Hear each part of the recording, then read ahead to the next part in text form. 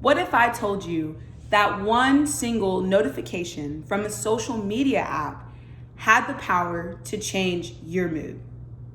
Hi, my name is Riley, and today in this speech, I'm going to be informing you about what social media addiction is, the consequences it has, and ways to help with this addiction.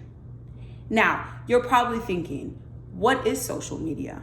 Well, it's not that techy. Social media addiction is just like any other addiction.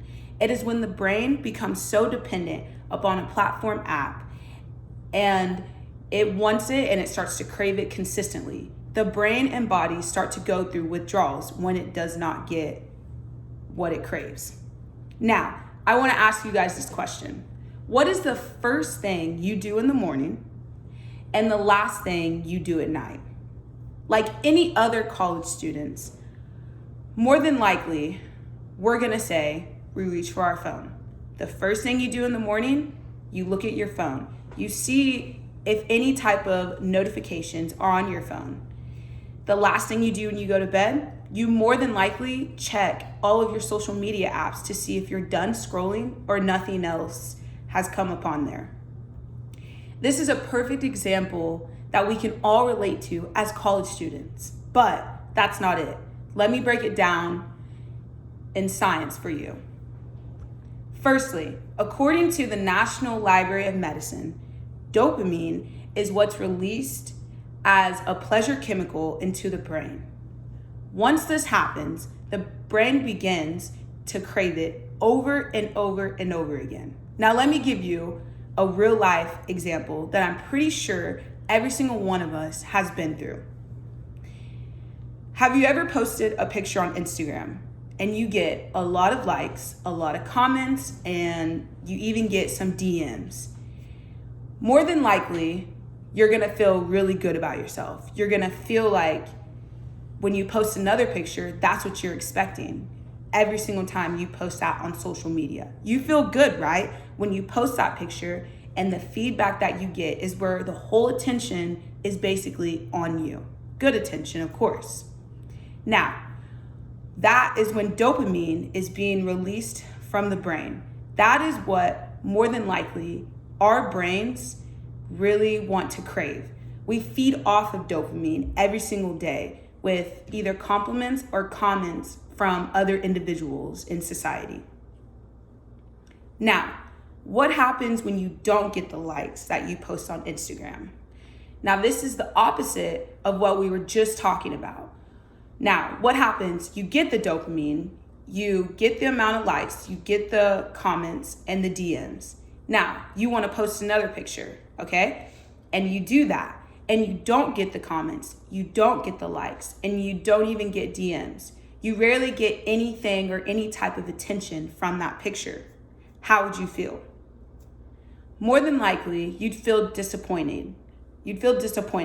And that disappointment feeling can lead to anxiety. Now, that feeling is what happens when cortisol is being realized into the body. This can have a negative effect on an individual's mental state.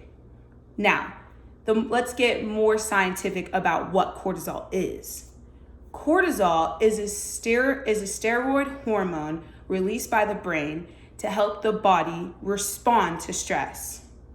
Now, it's not just when the stress is being pulled into the body. It's what happens when the hormone from stress is coming to the body and the cortisol does its job and releases the stress. Now, going back to that Instagram post, when that type of cortisol is being released over and over and over again from a social media app, that has the power to lead to a long time anxiety later in life. It can even happen to us college students now. When the body is under stress for long periods of time, that can lead to lower self-esteem.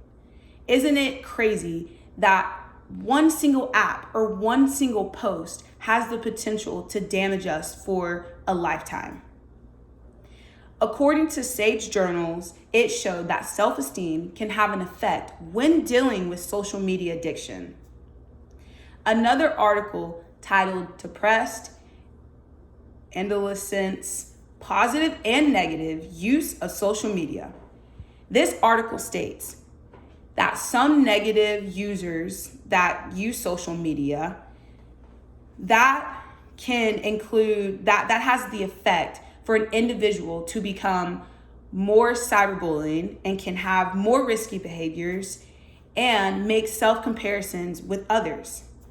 Now, I'm not saying social media is bad by itself by any means, but when it is very excessive, it can become harmful to an individual. MBO Reports states that the internet isn't just something we log onto for a particular duration of time, instead of sitting in front of a desk computer. That being said, is meaning that the internet is being used over and over again and not for the right reasons. It is being used as an addictive material for us humans. Lastly, I want to talk to you guys about some tips. The reason why I want to give you guys some tips, because by the end of this speech, I want you to understand that if someone has social media addiction, if you know someone who does, or if you're thinking about this speech and you're like, maybe I have it, I want to help you. First and foremost, our phones are able, any type of phones, are able to have a time limit on apps. If you are a social media addict and you feel like when you get on social media, you get really down on yourself, you have the ability to shut that app down whenever you want. Another tip is when you want to get on your phone, go for a walk. You don't have to take your phone everywhere it wants to be. If you're laying around, get up and go for a walk, and you could leave your phone at home.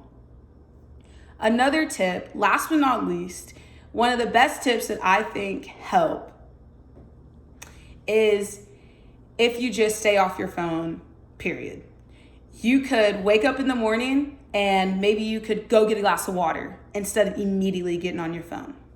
So I hope I was able to inform you guys about what social media addiction is, the consequences that it has, and I hope I was able to help you guys with some tips with social media addiction. Thank you.